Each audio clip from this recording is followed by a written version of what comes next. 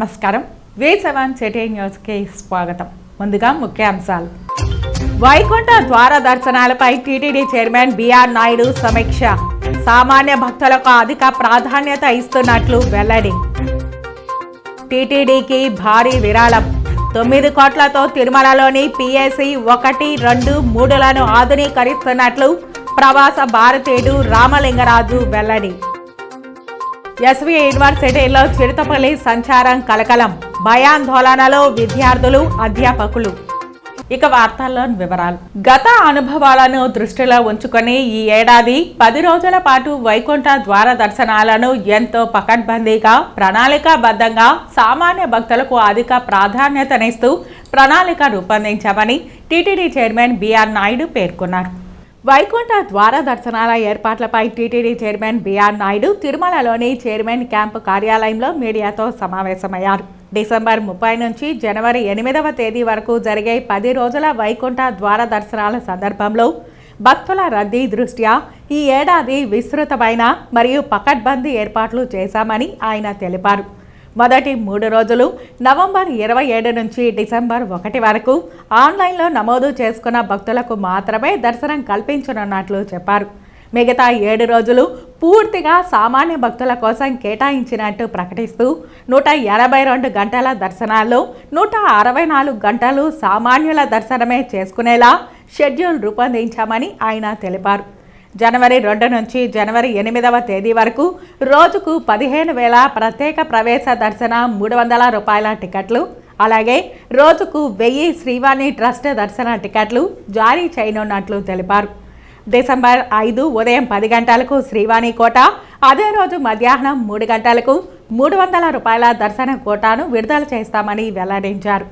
ఈ 10 రోజుల వైకుంఠ ద్వార దర్శనాల వ్యవధిలో ప్రత్యేక దర్శనాలు, విఐపి బ్రేక్ దర్శనాలు, చంటి పిల్లల దర్శనాలను రద్దు చేసినట్లు చైర్మన్ తెలిపారు. స్థానిక భక్తుల సౌకర్యార్థం తిరుపతి, తిరుమల, రేణిగుంట, చంద్రగిరి ప్రాంతాల వారికి రోజుకు 5,000 టోకన్లు కేటాయించామని, ఈ స్థానికుల కోటాను డిసెంబర్ 10న విడుదల చేయనున్నట్లు పేర్కొన్నారు. ఈ సంవత్సరం వైకుంఠ ఏకాదశి సందర్భంగా ఉత్తర ద్వార దర్శనం కోసం 10 రోజులు నిర్వహించడం జరుగుతుంది. ఇప్పటికే ఇది అన్ని మాధ్యమాల ద్వారా కూడా చెప్పడం జరిగింది.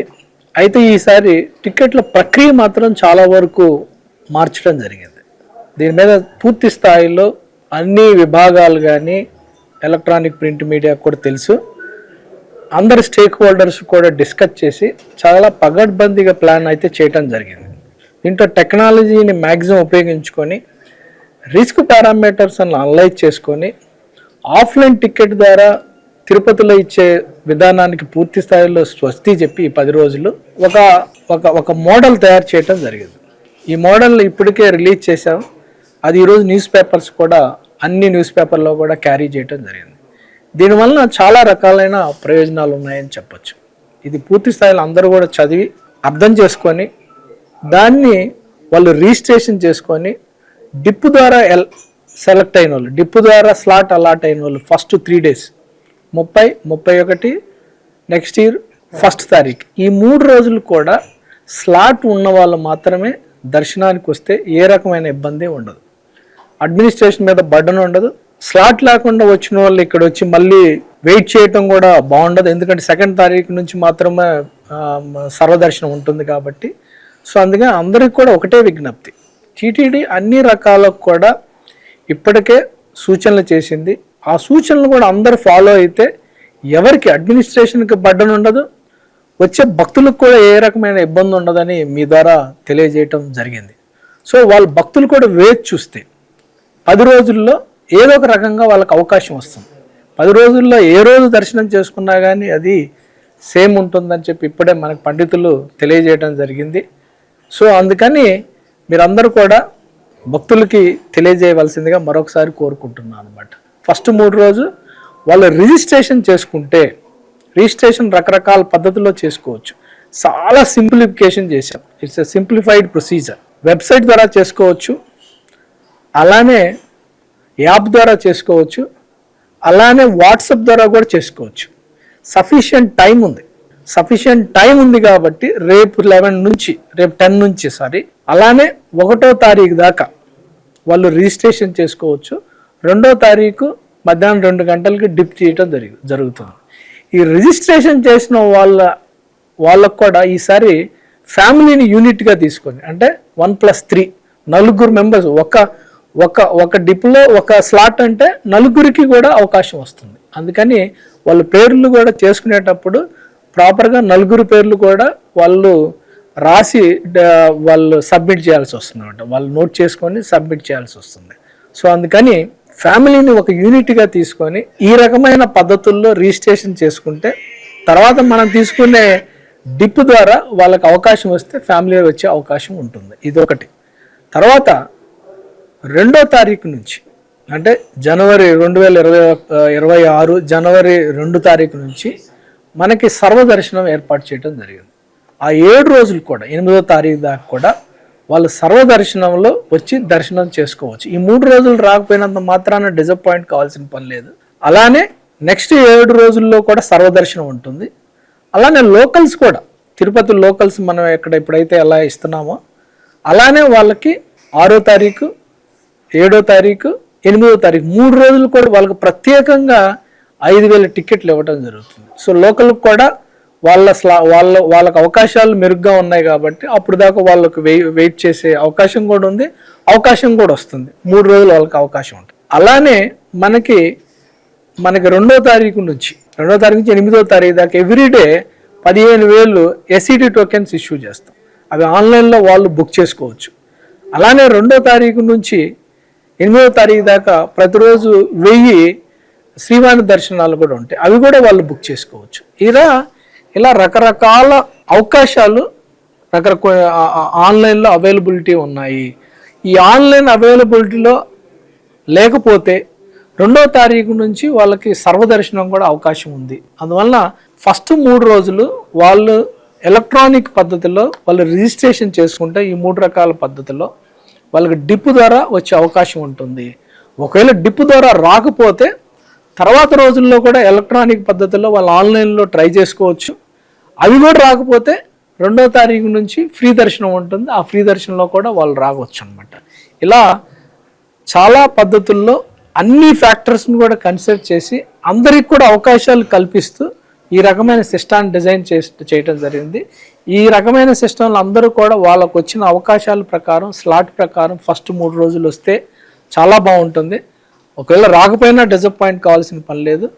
నెక్స్ట్ 2వ తారీఖు నుంచి 8వ తారీఖు దాకా వాళ్ళకి ఎలా ఫ్రీ దర్శనం ఉంటుంది కాబట్టి ఆ ఫ్రీ దర్శనానికి కూడా రావాలని ఈ సందర్భంగా అందరూ కూడా తెలియజేయటం జరుగుతుంది.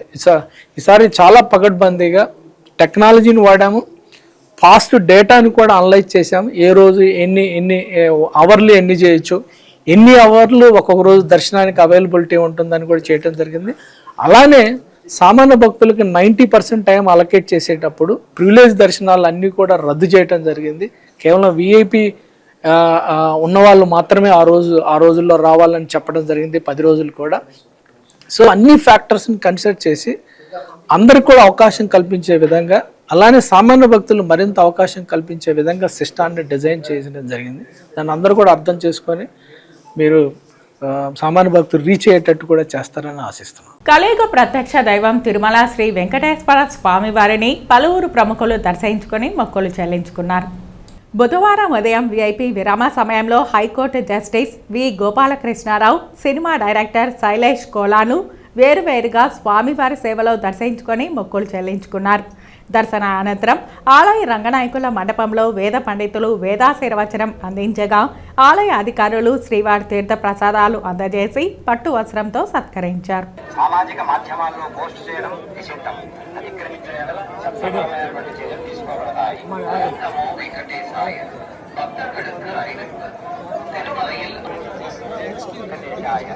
భక్తులకు విజ్ఞప్తి, తిరుమల క్షేత్రం నందు రాజకీయ ప్రసంగాలు చేయడం, అభ్యంతరకరమైన విధి చేయడం, సామాజిక మాధ్యమాలు. దర్శనం చాలా బాగా జరిగింది.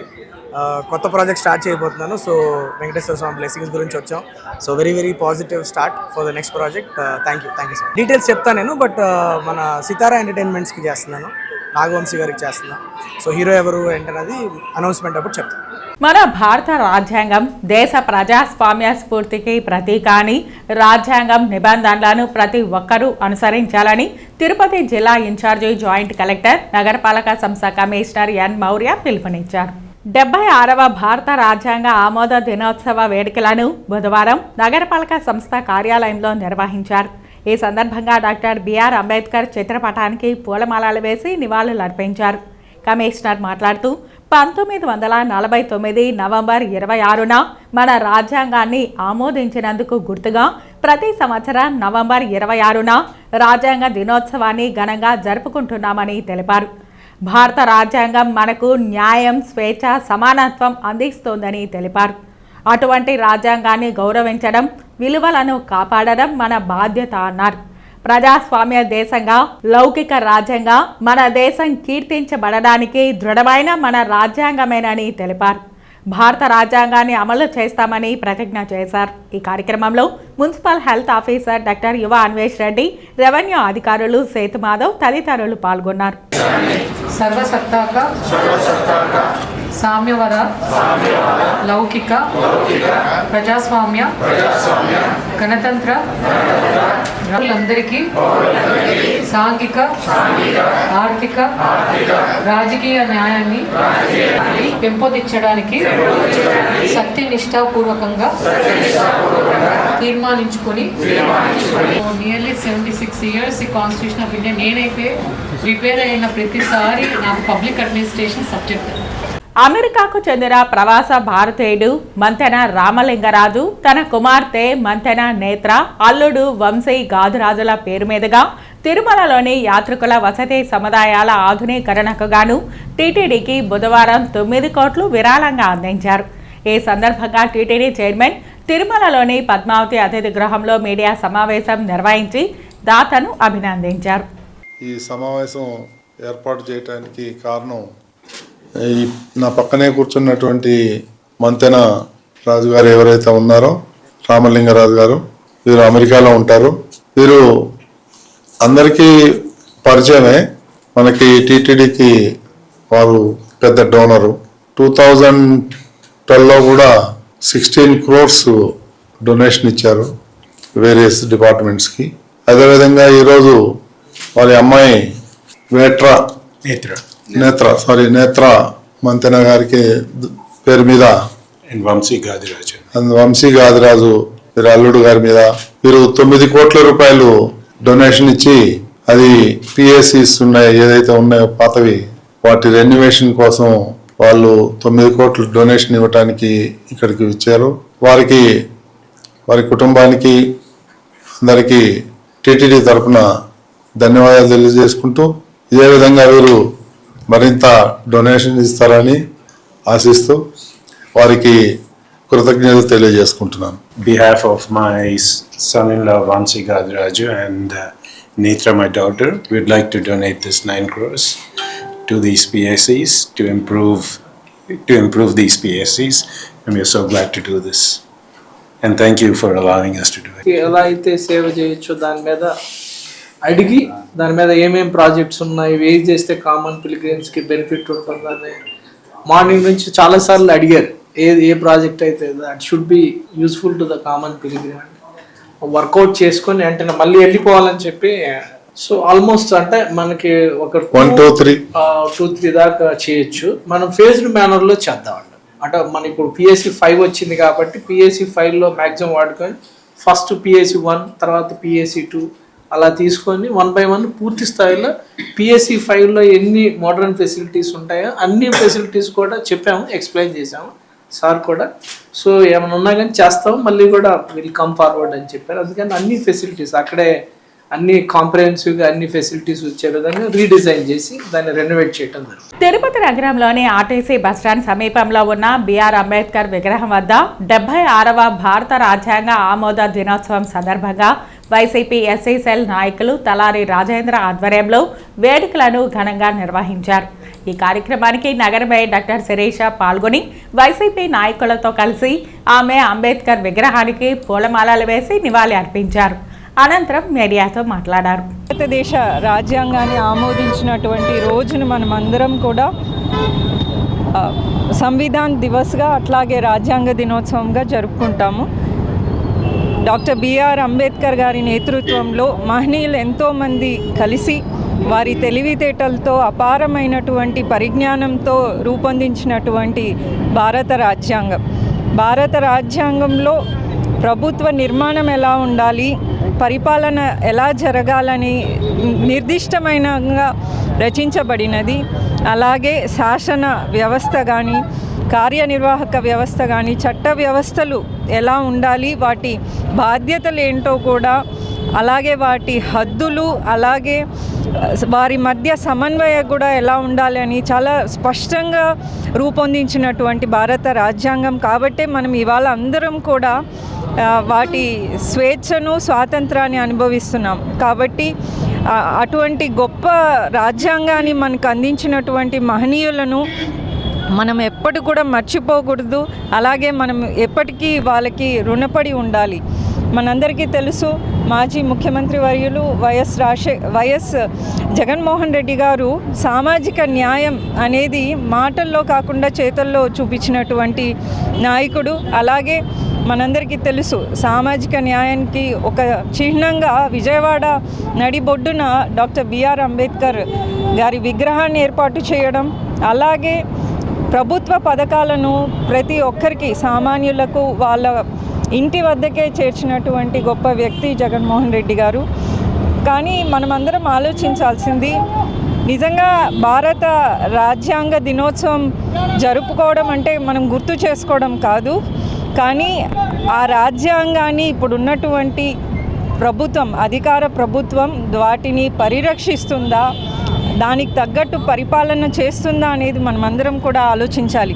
ఎందుకంటే కూటమి ప్రభుత్వం ఏర్పాటు జరిగిన తర్వాత వాళ్ళు హామీలను అమలు చేయకుండా, హామీలను గుర్తు చేస్తూ వాటిని అమలు చేయాలని ప్రశ్నిస్తున్నటువంటి వైఎస్ఆర్ కాంగ్రెస్ పార్టీ నాయకులను, శ్రేణులను, కార్యకర్తలను ఏ విధంగా ఇబ్బందులు పెడుతున్నారో, కేసులంటూ, జైళ్ళంటూ మనం అందరం కూడా చూస్తున్నాం.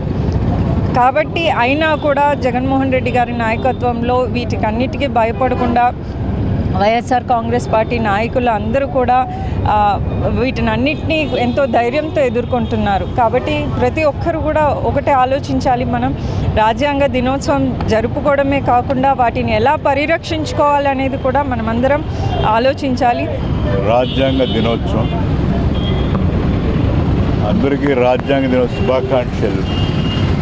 అసలు రాజ్యాంగ దినోత్సవం డ్రాఫ్టింగ్ చైర్మన్ అంబేద్కర్ గారు గుర్తుగాను, అలాగే ఒకసారి రాజ్యాంగంలో ఉన్న విలువలని ఎలా దీన్ని ముందుకు అందరూ గుర్తు చేసే విధంగా ఈ రాజ్యాంగ దినోత్సవం జరుపు.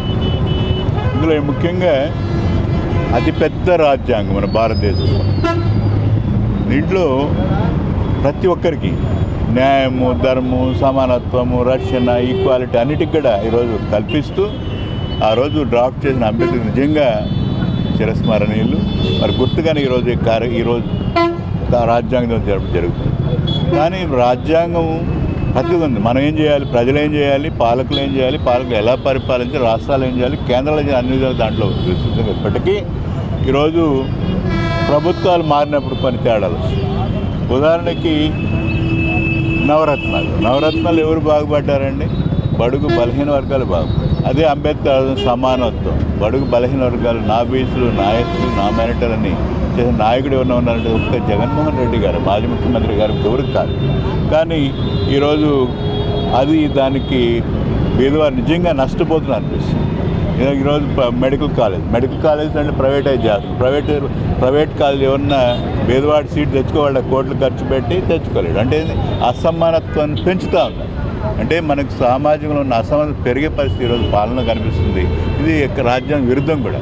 కాబట్టి ఈరోజు ప్రజలందరూ ఆలోచించాలి. సామాన్య మధ్యతరగతికి కనీసం రక్షణ లేదు. ఎవరో తప్పుడు కేసులు పెట్టి ఎస్సీ ఎస్టీలని ఎత్తి లోపల వేస్తున్నారు. వాళ్ళని రోడ్ల మీద పెట్టి, కాళ్ళ మీద పెట్టి, తొక్కిపెట్టి కొడుతున్నారు. అవి రాజ్యాంగ విరుద్ధం, చట్ట వ్యతిరేకం. చట్టం ఎవరి కోసం? సామాన్య, మధ్య, పేద, బడుగు బలహీన వర్గాల కోసం, ప్రజలందరి కోసం. రాజ్యాంగం అందరి కోసం రాశారు అంబేద్కర్ గారు. దాన్ని తూట్లు పొడుస్తున్నారు. కనీసం రాజ్యాంగాన్ని చదివినారా మీరు? కనీసం చంద్రబాబు, లోకేష్, పవన్ కళ్యాణ్ అసలు ఇంకేమీ తెలియదు ఆయనకి అసలు అయితే. సినిమా అనుకుంటున్నారు రాజ్యాంగం అంటే.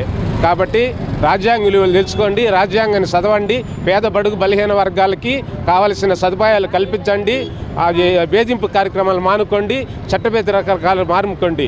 జగన్మోహన్ రెడ్డి గారు రాజ్యాంగం గురించి తెలుసుకొని ప్రజలకు ఏమి చేయాలి, ప్రజలకు ఏమి అవసరాలు తెలుసుకొని వారికి అన్ని రకాలుగా వాళ్ళకు మెడికల్ కాలేజీలు అయితేనేమి, వాళ్ళ చదువు అయితేనేమి, వాళ్ళ హాస్టల్లో సౌకర్యాలు అయితేనేమి, వాళ్ళ జీవన భృతి అయితేనేమి, సామాన్యులకు సంవత్సరానికి 12,000 రూపాయలు అమ్మఒడికి పథకాలు అయితేనేమి, కరోనా టైంలో అదే జగన్మోహన్ రెడ్డి గారిని ఆదుకోకపోతే కొన్ని లక్షల మంది ప్రాణాలు కోల్పోయేవారు. శ్రీకాళహస్తి జనసేన పార్టీ నియోజకవర్గ ఇన్ఛార్జిగా గరికపాటి చంద్రను నియమించబోతున్నట్లు సమాచారం. త్వరలో చంద్రకు అవకాశం వస్తుందని ఆ పార్టీ కార్యకర్తలు, నాయకులు పలువురు చర్చించుకుంటున్నారు.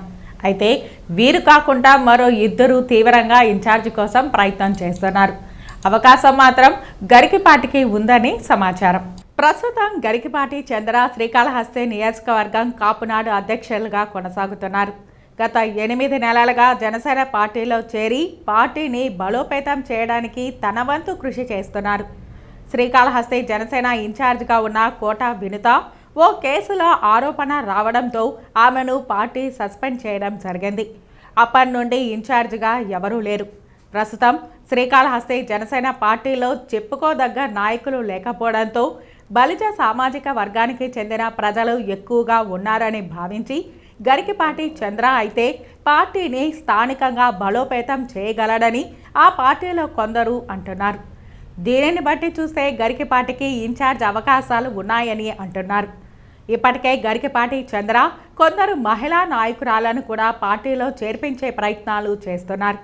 త్వరలో జనసేన పార్టీ అధ్యక్షులు పవన్ కళ్యాణ్ కలిసి తనకు అవకాశం కల్పించాలని కోరుతానని గరికపాటి చంద్ర అంటున్నారు. మరి గరికపాటి చంద్రకు ఇన్ఛార్జి బాధ్యతలు ఇస్తారా లేదా అనేది తెలియాల్సి ఉంది.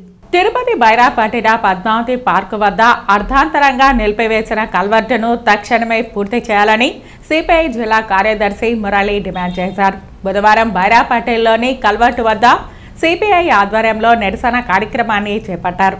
ఈ కార్యక్రమాన్ని ఉద్దేశించి సిపిఐ జిల్లా కార్యదర్శి మురళి మాట్లాడారు. బైరాపట్టిని పద్మావతి పార్కు దగ్గర దాదాపుగా 35 రోజుల పాటు ఇక్కడ కల్వర్టు పేరుతో నిర్లక్ష్యం వ్యవహరిస్తూ ఉన్నారు. మున్సిపల్ కాంట్రాక్టులు, మున్సిపల్ అధికారులు కూడా ఇక్కడ నిర్లక్ష్యం వ్యవహరిస్తూ ఉన్నారు. ఇక్కడ దాదాపుగా ఈ దారిలో వేలాది మంది వెళ్ళేటువంటి దారి. ఇటు సైడ్ ఎన్టీఆర్ కాలనీ ఉంది, సాయినగర్ ఉంది, బైరాపట్టి ఉంది, టీటీడీ క్వార్టర్స్ ఉంది, బ్యాంక్ కాలనీ ఉంది. వేలాది మంది నడిచి వెళ్ళేటువంటి దారిలో 35 రోజులుగా ఇక్కడ గాడి తీయేసి అటు సైడ్ మట్టితో వేసి తీవ్రమైనటువంటి వాహనదారులు వెళ్ళడానికి, పోవడానికి, రావడానికి కూడా ఇబ్బందిగా ఉంది. ఈవేళ కల్వర్ట్ రిపేర్ చేస్తామని చెప్తున్నారు. మాకేమి ఎలాంటి అభ్యంతరం లేదు. 35 రోజులుగా నిర్లక్ష్యం చేయాలని చెప్పేసి మేము అడుగుతూ ఉన్నాం. కరెక్ట్గా 10 రోజుల నుండి 15 రోజుల్లో వర్క్ కాంట్రాక్టర్ చేసేటువంటి పనిని ఈవేళ దాదాపుగా 35 నుండి 40 రోజుల పాటు దాన్ని కాలయాపన చేస్తూ ఉన్నారు. ఈవేళ ఒక పక్క స్మార్ట్ సిటీ అని చెప్తా ఉన్నారు. ఎక్కడ స్మార్ట్ సిటీ నిధులు ఏమైనాయి? ఈవేళ బైరాగపట్టిడి అత్యంతమైనటువంటి టౌన్షిప్లోనే ఇంత అన్యాయంగా ఉందంటే గ్రామీణ ప్రాంతాల్లో, మురికివాడల్లో ఏ పద్ధతిలో ఉంటుందో తను ఆలోచించుకోమని చెప్తా ఉన్నాం. ఈ దారిలో అనేకమైన సార్లు ఎమ్మెల్యే గారు వెళ్తూ ఉంటారు, కార్పొరేషన్లో ఉన్నటువంటి కార్పొరేటర్లు వెళ్తూ ఉంటారు, మున్సిపల్ కమిషనర్, కలెక్టర్ గారు అందరూ కూడా ఈ దారిలో వెళ్తూ ఉంటారు. మరి ఇది కనపడలేదా అని మేము అడుగుతూ ఉన్నాం.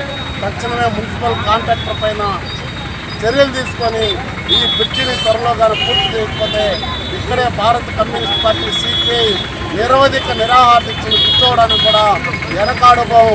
దీనికి ఇక్కడ బైరాపట్టిలో ఉన్నటువంటి ప్రజలందరినీ కూడా సమీకరించి ఇక్కడ నిరవధిక నిరాహార దీక్ష కూర్చుంటామని చెప్పేసి కూడా ఈవేళ మున్సిపల్ అధికారులకు ఎంతరీ తెలియజేస్తూ ఉన్నాం. తక్షణమే ఈ పద్మావతి పార్క్ దగ్గర వేలాది మంది రోజు వాకర్స్ ఉదయం సాయంత్రం కూడా ఇక్కడ తిరుగుతూ ఉంటారు. పిల్లలు రామానాయుడు గారి స్కూల్ ఇక్కడనే పక్కన ఉంది, ప్రభుత్వ పాఠశాల. వేలాది మందికి సైట్ ఉన్నటువంటి ప్రజలందరూ కూడా అక్కడికి వెళ్తూ ఉంటారు.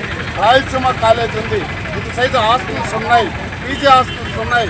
వీటన్నిటిని దృష్టిలో పెట్టుకొని కమిషనర్ గారు, కలెక్టర్ గారు వెంటనే స్పందించి కాంట్రాక్ట్ను రద్దు చేసి వేరే కాంట్రాక్టర్కైనా ఇచ్చి త్వరలో త్వరలో పని పూర్తి చేయాలని చెప్పేసి సిపిఐగా డిమాండ్ చేస్తా ఉన్నాం. తిరుపతి ఆర్డీఓ రామ్మోహన్ బుధవారం చంద్రగిరి నియోజకవర్గంలో పోలింగ్ బూతుల పెంపుపై రాజకీయ పార్టీల నాయకులతో సమావేశం నిర్వహించారు.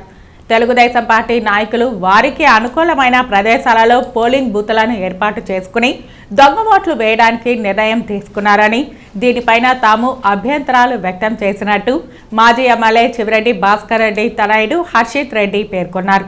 కాగా ఈ సమావేశం కవరేజ్ కోసం వెళ్లిన మీడియాపై ఆర్డీఓ రామ్మోహన్ అసహనం వ్యక్తం చేశారు. చంద్రగిరి నియోజకవర్గానికి సంబంధించి పోలింగ్ స్టేషన్స్ దానిపైన ఆర్డీఓ గారు మీటింగ్ పెట్టడం జరిగింది. అందులో భాగంగా గత ఎన్నికల్లో మనం చూసుకుంటే ఎక్కడైతే ఓటింగ్ శాతం చాలా ఇబ్బందికర అయ్యే పరిస్థితుల్ని దృష్టిలో పెట్టుకొని అప్పుడు కొన్ని పోలింగ్ బూతులు మార్చి పెంచడం జరిగింది. దాని ద్వారా ప్రజలు వాళ్ళ ఓటు హక్కును స్వచ్ఛందంగా అదేవిధంగా వాళ్ళకు అనుకూలంగా వినియోగించుకోవడానికి కన్వీనియంట్గా చేయడం జరిగింది. ఇప్పుడు ఏదైతే కొన్ని పోలింగ్ స్టేషన్స్ మారుస్తున్నారో దానివల్ల ప్రజలకి అసౌకర్యమైనటువంటి కార్యక్రమాలు ఎక్కువ ఉన్నాయి. ఎందుకంటే చాలా బూతులు చూసుకుంటే ప్రజలకి పోవడానికి కనీసం దారి లేకుండా ఆ పోలింగ్ స్టేషన్స్లో కొన్నిట్లో మినిమం సదుపాయాలు లేకుండా పవర్ కానీ అదేవిధంగా వాటర్ కానీ టాయిలెట్స్ కానీ చిన్న చిన్న గ్రామ సచివాలయాలు చిన్న చిన్న బిల్డింగ్స్లో పెట్టడం జరుగుతుంది ఎంపీపీ స్కూల్ నుంచి. కాబట్టి అవన్నీ కూడా మేము ఆర్డీఓ గారికి రిప్రజెంటేషన్ ఇవ్వడం జరిగింది. ఏదైతే పోలింగ్ స్టేషన్స్ ముందు పోలింగ్ జరుగున్నాయో అదే పోలింగ్ స్టేషన్లోని అక్కడే పెట్టి మార్చకుండా ప్రజలకి ఇబ్బంది లేకుండా చేయాలనేసి రిప్రజెంటేషన్ ఇవ్వడం జరిగింది. అందులో భాగంగానే ఆర్డీఓ గారు కూడా పాజిటివ్గా స్పందించారు. ఖచ్చితంగా ఈ పోలింగ్ స్టేషన్లో ప్రజలకి ఎక్కడైనా ఇబ్బంది కలిగే పరిస్థితులు ఉంటే ఖచ్చితంగా మేము మా పార్టీ నుంచి వైఎస్ఆర్సీపీ నుంచి పోరాడడానికి సిద్ధంగా ఉన్నాం. ప్రజలు వాళ్ళ ఓటు హక్కును స్వచ్ఛందంగా వినియోగించుకోవడానికి మేము ఎంత దూరంలో పోతాం. కొన్ని చూసుకుంటే 2019 చూసుకుంటే సుమారు మన నియోజకవర్గంలో 7 పోలింగ్ స్టేషన్లో రీపోలింగ్ చేయడం జరిగింది రామచంద్రపురంలో. ఇప్పుడు అదేవిధంగా అక్కడున్న పోలింగ్ ఎస్సీ ఎస్టీ ఏవైతే కాలనీస్ని కొన్ని గత దశాబ్దాలుగా ఓటు వేయనీయకుండా వాళ్ళంతా కూడా అప్పర్ క్యాస్ట్ వాళ్ళు ఈ రోజున వాళ్ళందరినీ కూడా ఓటు వేయనీయకుండా చేస్తుంటే మొన్న ఎన్నికల్లో వాళ్ళన్నీ కూడా సపరేట్ చేయించి వాళ్ళందరూ కూడా ఓటు హక్కు వినియోగించుకోవడానికి అనుకూలంగా చేసిన ఇప్పుడు అవన్నీ కూడా మళ్ళీ పాత స్టేషన్లుగా మార్చి వాళ్ళందరినీ కూడా ఓటు వేయనీయకుండా వాళ్ళని వన్ సైడ్ ఓటింగ్ బూత్ని క్యాప్చర్ చేసే విధంగా చేస్తున్నారు. ఖచ్చితంగా వీటిపైన ఎస్సీ ఎస్టీ వర్గాలపైన మేము ఎప్పుడూ పోరాడతాం.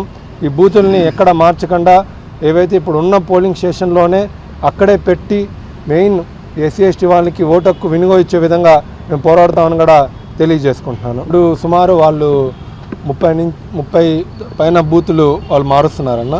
ఎందుకంటే చాలా పోలింగ్ బూతులు కూడా చూసుకుంటే ఎక్కడో ఒక ఊర్లో గత 40 సంవత్సరాలకు జరుగుతున్న ఒక పోలింగ్ స్టేషన్ని ఇప్పుడు వెంటనే మార్చడం జరుగుతుంది.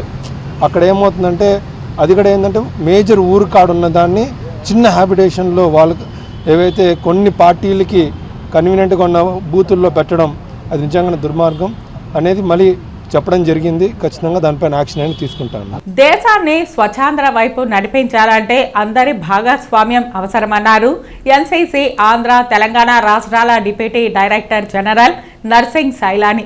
తిరుపతిలోని ఎన్సీసీ నగర్లో మీడియా సమావేశంలో మాట్లాడుతూ స్వచ్ఛ భారత్ అభియాన్ కింద 2 తెలుగు రాష్ట్రాలలోని ఎన్సీసీ విద్యార్థులు స్వచ్ఛతపై ప్రజలకు పూర్తి స్థాయిలో అవగాహన కల్పిస్తున్నట్లు చెప్పారు. వాతావరణాన్ని శుభ్రంగా పరిసర ప్రాంతాలను పచ్చగా ఉంచుతామని ఎన్సీసీ విద్యార్థులతో ప్రతిజ్ఞ చేయించారు. I could not understand about 20% of it, but he is briefed you about what is the plan of doing it, why the waste segregation is important, how we can reduce, reuse and recycle things to convert it into energy or any other usable material, biodegradable material. Why is this important? Because in the last 100-150 years we have turned the entire evolution, the entire environmental system on its back. Today we are producing more waste than we ever did, which is harmful for the earth, not only society but for the entire earth. And if we continue at this pace, if we do not wake up now towards environmental preservation and conservation, we won't have a earth to live for our children. So it's a good initiative. I look at it as a two-pronged effective system that we are evolving here. One is, yes, cleanliness. We need to care for our earth, environment. We need to have zero wastage. We need to have maximum amount of recycling. We need to disuse any plastic that we are doing. We need to have cleanliness around us. Tirupati is the city of God, and somebody said cleanliness is next to godliness. So if Tirupati is clean, then the deity will be happy. Lord Venkateshwara will be happy to see Tirupati the cleanest city, and that is why it becomes important, why NCC has taken up, and why Giripuram, because Giripuram in the center of the city, slum area, we want to make it absolutely clean.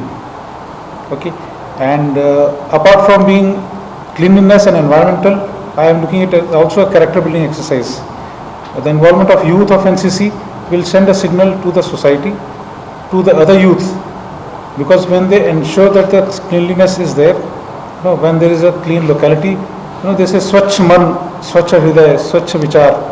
So overall personality will be a Swachh personality. That means we will work for the betterment of the organization, we will clean our mind, we will cleanse our souls, and lead India to a Viksit Bharat by 2047. Not only India, we are looking at making the earth a better place to live for our future generations. So I am very happy that the group commander NCC, Colonel Daya, Colonel Vikram, and the other officers of this group have effortlessly worked, and now in collaboration with the health department are going to undertake this task. I wish them all the best, and I am sure this model will be successful and will follow it up in other districts, other groups and other states. Kanipakam వరసైతే Vinayaka స్వామి ఆలయం సర్వతోముఖాభివృద్ధికి నూతన పాలక మండలి సమిష్టిగా కృషి చేయాలని Pothalapattu MLA Kalikiri Muralimohan అన్నారు. బుధవారం కాణిపాకం శ్రీ వరసైతి వినాయక స్వామి దేవస్థానం నూతన పాలక మండలి పదవీ ప్రమాణ స్వీకారం నిరాడంబరంగా జరిగింది. సభ్యులు ముందుగా ఆలయంలో స్వామి సేవలో పాల్గొన్నారు. అనంతరం స్థానిక ఈవో కార్యాలయ సమావేశ మందిరంలో సభ్యులు ప్రమాణ స్వీకారం చేశారు. సభ్యుల చేత స్థానిక ఎమ్మెల్యే కలికిరి మురళీమోహన్ ప్రమాణ స్వీకారం చేయించారు.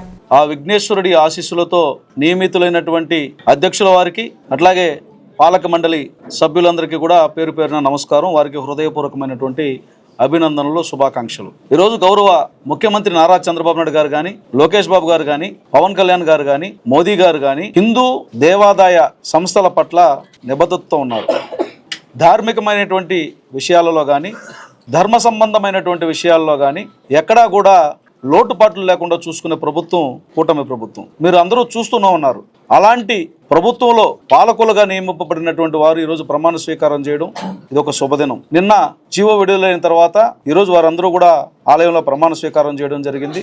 ఈ సందర్భంగా మేము మంత్రి గారు, దేవాదాయ శాఖ మంత్రులకి ప్రత్యేకమైనటువంటి కృతజ్ఞతలు కూడా తెలియజేస్తున్నాం. అడిగిన తక్షణమే వారు కాణిపాకం ఆలయానికి సంబంధించి దేవాదాయ శాఖలో ఏ ఇబ్బందులు రాకుండా మంత్రి గారు కానీ, అలాగే ప్రిన్సిపల్ సెక్రటరీ నుంచి కమిషనర్ దాకా అధికారులు కానీ అందరూ కూడా సంపూర్ణమైనటువంటి సహకారాన్ని అందిస్తున్నారు. అదే విధమైనటువంటి సహకారాన్ని అభ్యర్థిస్తూ వారికి కూడా మేము హృదయపూర్వకమైనటువంటి నమస్కారాలు తెలియజేస్తున్నాం. కాణిపాకం గురించి మీ అందరికీ తెలుసు. ఇది ప్రమాణాలకు నిలవైనటువంటి ప్రాంతం, సత్యమైనటువంటి ప్రమాణం ఉన్నటువంటి ప్రాంతం ఇది. ఇక్కడ మాట తప్పినా లేదా ఇక్కడికి వచ్చి ప్రమాణం చెప్పినా దాని పర్యవసానం ఎలా ఉంటుందో కూడా ప్రపంచానికంతా తెలుసు. సుమారుగా 1200 సంవత్సరాల చరిత్ర, 1200 సంవత్సరాల చరిత్ర కలిగినటువంటి ఆలయం ఇది. ఈ ఆలయంలో ఏ ఒక్క ఇబ్బంది లేకుండా మరొక 1000 ఏళ్ళు కూడా ఈ ఆలయం దేదీప్యమానంగా అభివృద్ధి చెందేదానికి అవసరమైనటువంటి అన్ని చర్యలు కూడా రాష్ట్ర ప్రభుత్వం తీసుకుంటుంది. గౌరవ ముఖ్యమంత్రి నారా చంద్రబాబు నాయుడు గారు మేము పలు సందర్భాల్లో కలిసినప్పుడు నియోజకవర్గాన్ని గురించి ఎంతసేపు చర్చిస్తారో కాణిపాకం ఆలయ అభివృద్ధి గురించి కూడా అంతసేపు మాతో మాట్లాడడం జరుగుతుంది. ఖచ్చితంగా భక్తులకు సౌకర్యాలు, సంతృప్తికరమైనటువంటి దర్శనంతో పాటుగా దశల వారీగా అభివృద్ధి, మాస్టర్ ప్లాన్, ఒక 100 సంవత్సరాలకు పైబడి ముందు చూపుతో అన్ని చర్యలు తీసుకోవాలని చెప్పి వారు సూచించడం కూడా జరుగుతూ ఉంటుంది. ఆ ప్రకారం గౌరవ ఈవో గారికి కూడా ఈరోజు అభినందనలు తెలియజేయాలి. మీ అందరితో పాటు ఆయన కూడా ఈరోజు మళ్ళీ ఈవోగా నిన్ననే ఆర్డర్ కూడా రావడం జరిగింది. రెండవసారి ఈవోగా కూడా ఆయన ఈరోజు బాధ్యతలు తీసుకోవడం జరిగింది. అందరూ సమిష్టిగా నాతో సహా మనమందరం సేవకులమే. స్వామివారి ఆలయంలో మేమందరం కూడా సేవకులుగా ఉండి స్వామివారి ప్రాభవాన్ని చాటడంలో కానీ స్వామివారి ఆలయానికి వచ్చే భక్తులకు సేవ చేయడంలో కానీ ఎక్కడ ఇబ్బందులు తలెత్తుకుంటా చూసుకుంటామని మరొకసారి తెలియజేసుకుంటున్నాం. ఈ ఆలయాన్ని గురించి పూర్తిగా నాకు అవగాహన ఉన్నది. ఏ విధంగా ఈ ఆలయాన్ని అభివృద్ధి చేయాలనే ఉద్దేశంతో గౌరవ శాసనసభ్యులు గారిని, పాలకవర్గ సభ్యులను, ఈఓ గారిని, సిబ్బందిని అందని వారి సమక్షంలో మా శక్తానుసారం లేకుండా అభివృద్ధి చేస్తామని చెప్పి తెలియజేస్తున్నాము. ఈరోజు ఈ స్థాయికి రావడానికి కారణమైనటువంటి గౌరవనీయులు మాన్యశ్రీ నారా చంద్రబాబు నాయుడు గారి పాదాభివందనం తెలియజేస్తున్నాము. లోకేష్ బాబు గారికి, అదేవిధంగా జనసేన అధ్యక్షులు పవన్ కళ్యాణ్ గారికి, బీజేపీ నాయకుల గారికి కూడా పేరు పేరున కృతజ్ఞత తెలియజేస్తున్నాను. ఈ ఆలయం ఉభయదారులతో అటాచ్మెంట్ ఉండే ఆలయం కాబట్టి గౌరవప్రదంగా మనం అందరూ కూడా ఇక్కడ వారికి ఎటువంటి ఇబ్బందులు లేకుండా కూడా అభివృద్ధి కార్యక్రమాల్లో వాళ్ళను చేదోడు వాదోడుగా ఉపయోగించుకొని ఈ ఆలయాన్ని ప్రత్యేకంగా ఒక మాస్టర్ ప్లాన్గా ఎమ్మెల్యే గారి ఆధ్వర్యంలో తయారు చేయాలని చెప్పి కూడా ఈ సభాముఖంగా మీకు అందరికీ తెలియజేస్తున్నాను. పార్లమెంట్ సభ్యులు కానీ, ఆనం రామనారాయణ రెడ్డి కానీ ప్రత్యేక కృతజ్ఞత తెలియజేస్తున్నాం. వార్తలు ముగించే ముందు ముఖ్యాంశాలు మరోసారి. వైకుంఠ ద్వార దర్శనాలపై టీటీడీ చైర్మన్ బిఆర్ నాయుడు సమీక్ష. సామాన్య భక్తులకు అధిక ప్రాధాన్యత ఇస్తున్నట్లు వెల్లడి. టీటీడీకి భారీ విరాళం. 9 కోట్లతో తిరుమలలోని పిఎస్సి 1, 2, 3లను ఆధునీకరిస్తున్నట్లు ప్రవాస భారతీయుడు రామలింగరాజు వెల్లడి. ఎస్వి యూనివర్సిటీలో చిరుతపల్లి సంచారం కలకలం. భయాందోళనలో విద్యార్థులు, అధ్యాపకులు. ఈ వార్తలు ఇంతటితో సమాప్తం. నమస్కారం.